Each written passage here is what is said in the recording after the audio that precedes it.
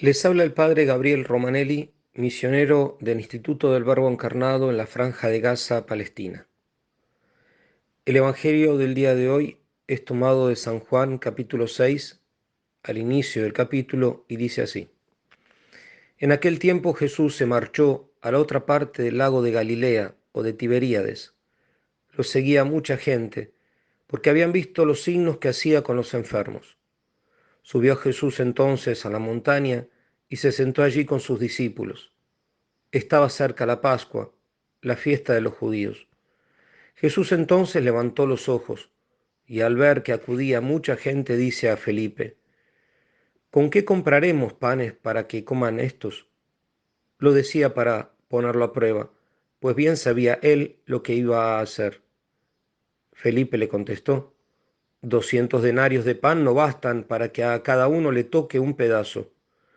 Uno de los discípulos, Andrés, el hermano de Simón Pedro, le dice, aquí hay un muchacho que tiene 5 panes de cebada y un par de peces. ¿Pero qué es eso para tantos? Jesús dijo, decid a la gente que se siente en el suelo. Había mucha hierba en aquel sitio. Se sentaron.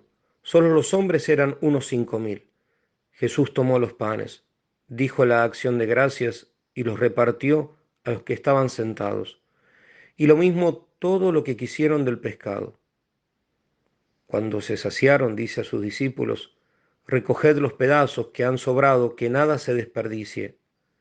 Los recogieron y llenaron 12 canastas con los pedazos de los 5 panes de cebada que sobraron a los que habían comido. La gente entonces, al ver el signo que había hecho, decía, este sí que es el profeta que tenía que venir al mundo. Jesús entonces, sabiendo que iban a llevárselo para proclamarlo rey, se retiró otra vez a la montaña él solo.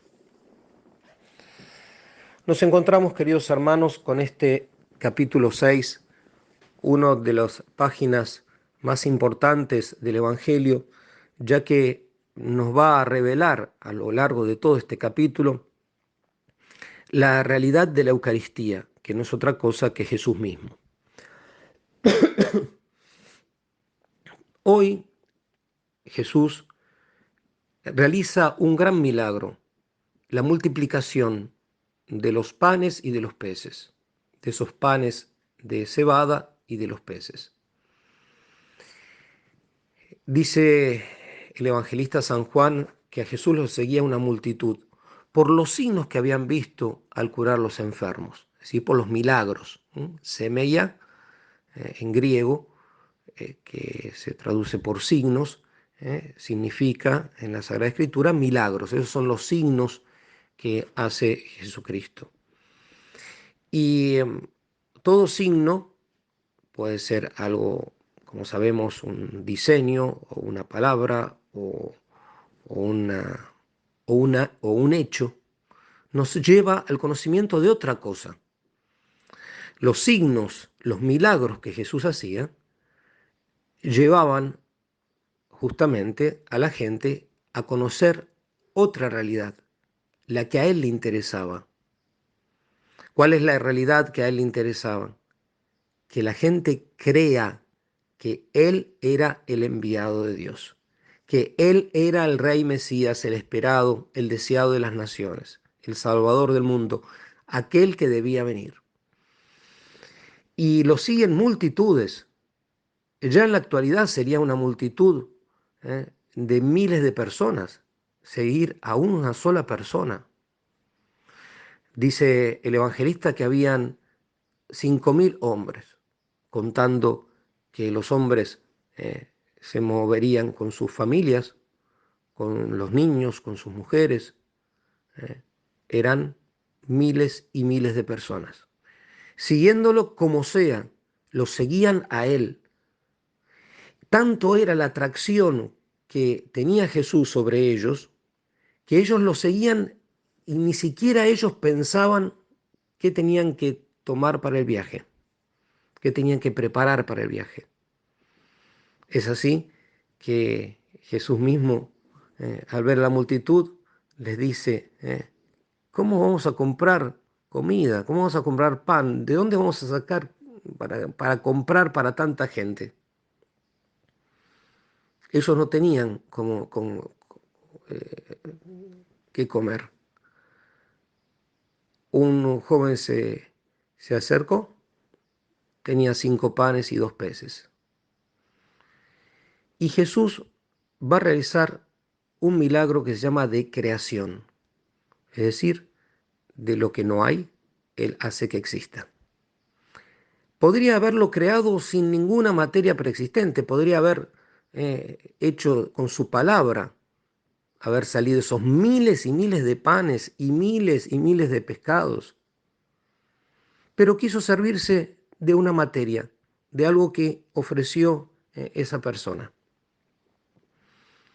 De todas maneras, ¿por qué se dice de creación? Y porque por más que haya en este caso algo preexistente, un pan no puede hacer miles de panes. Un pescado muerto no puede engendrar, no pueden surgir de ahí miles de pescados también muertos. Por eso es un milagro de creación. Y es un milagro de creación, y nosotros sabemos que los actos, justamente uno de los actos propios de Dios, y el acto privativo, es decir, que nadie lo puede hacer, es la creación. El ser humano puede transformar muchas cosas, podría agrandar un montón de cosas, si es que la materia se lo permite, pero el ser humano no puede crear con su palabra, con su voluntad, algo que no existe. Y eso es lo que hace Dios. Dios decide lo que Él decide crear y Él lo hace. Y esa gente que lo seguían, que ya habían visto los signos que Él hacía y se sentían atraídos, cuando ven este signo no se equivocan. Este es el profeta que había de venir al mundo. Es el Emmanuel, el esperado. El Señor es nuestro Rey, como decía Isaías. Ese es nuestro Rey. Ese es el esperado. Ese verdaderamente es el que de la nada crea. Pero si ellos en eso no se equivocan, ¿por qué nuestro Señor Jesucristo, después de eso, sabiendo que lo iban a proclamar rey, Él se va solo a la montaña? ¿Por qué? Porque nuestro Señor Jesucristo, si bien es rey y tiene derecho de ser proclamado rey, Él no quiere que nada se mezcle unos segundos intereses. Él quiere que se lo siga a Él solo, que se busque el reino de Dios y su justicia, como Él mismo lo enseña, que lo demás va a ser concedido por añadidura.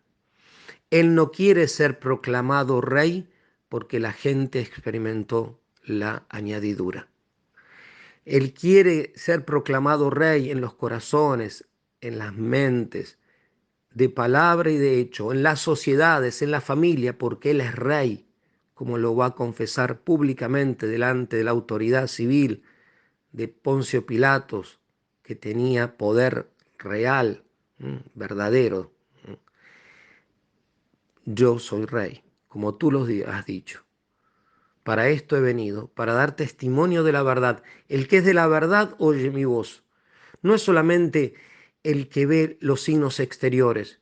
Jesús hizo los signos exteriores para que la gente reconozca la verdad completa, que Él era el Emmanuel, el rey que iba a venir. Pero ese rey también no solamente iba a venir para salvarnos, iba a venir para salvarnos por medio del madero, por medio del sufrimiento. Y por eso nuestro Señor Jesucristo, cuando habla muchas veces del reino, eh, va a hablar de aquellos que quieran participar con Él, va a hablar del sufrimiento. Y les va a indicar que el camino para el reinado, para participar de su reinado, es unir los sufrimientos a su pasión. Esos sufrimientos que pueden ser justos, y como pecadores son todos justos en realidad, pero pueden ser justos o al menos inexplicables, por qué tal persona sufre tal cosa. El buen ladrón, ¿no? Él reconoce también que Cristo es Rey y él lo reconoce desde la cruz. Jesucristo muchas veces va a hablarnos que desde la cruz verdaderamente Él va a reinar y todos los que quieran seguirlo en la pena van a poder gozar con Él en el cielo. Preparando esta homilía, estos pensamientos, me venía a la mente aquello de la segunda carta de Timoteo, de San Pablo. Si sufrimos con Él, también reinaremos con Él. Eso es lo que Él quiere. Él quiere que sí, que reconozcamos en los milagros, en aquellos milagros que son propios de Dios, su divinidad, su ser Dios. Y entre todos los milagros va a estar la Eucaristía, el milagro de los milagros que va a seguir permanente hasta el fin del tiempo. Pero Él lo que quiere es que no nos cebemos con los bienes materiales, con los milagros materiales, con los bienes, digamos, también espirituales que Él nos da. San Juan de la Cruz va a hablar de manera muy fuerte en contra de la gula espiritual, cómo el ser espiritual puede llegar a engolosinarse, a buscar por así, esos consuelos que son espirituales, es decir, solamente Dios los puede producir en el alma, y sin embargo hay peligro de aferrarse a eso, hay peligro de servirse de Dios, no servir a Dios. Entonces, lo sigo hoy porque me sanó de una enfermedad, lo sigo hoy porque me dio de comer pan de cebada y pescado. Lo sigo incluso hoy porque sí, en este capítulo 6 de San Juan se va a ver más adelante. Ok, yo soy de los que reconoció que Cristo en Eucaristía es el pan vivo bajado del cielo. Y entonces me hace sentir tan bien eso, sensiblemente y hasta espiritualmente. Y sin embargo, tiene que uno tener preparada el alma como discípulo de Cristo de sufrir con Él. Así como Él, que era el único inocente, experimentó el sufrimiento y el abandono del Padre para la salvación de todos, nosotros no tenemos que tener miedo porque Dios no va a permitir que seamos tentados por encima de nuestras fuerzas de experimentar ese despojo. Todo vale con tal de no perder a Cristo, que es el supremo valor, el supremo Rey. Que la Virgen Santísima, la Reina del Cielo, que fue también coronada reina a los pies de la cruz por medio de sus dolores, pidámosle a ella y a nuestro Señor la gracia de seguirle en los momentos de consolación y en los momentos de desolación, y de no tener ningún miedo de, en los momentos de desolación, ofrecer voluntariamente esos sufrimientos para la gloria del Padre, para la gloria de nuestro Señor Jesucristo y para la salvación de innumerables almas. Que la Virgen Santísima nos conceda de manera particular este seguimiento de Cristo sin más, sin segundos intereses.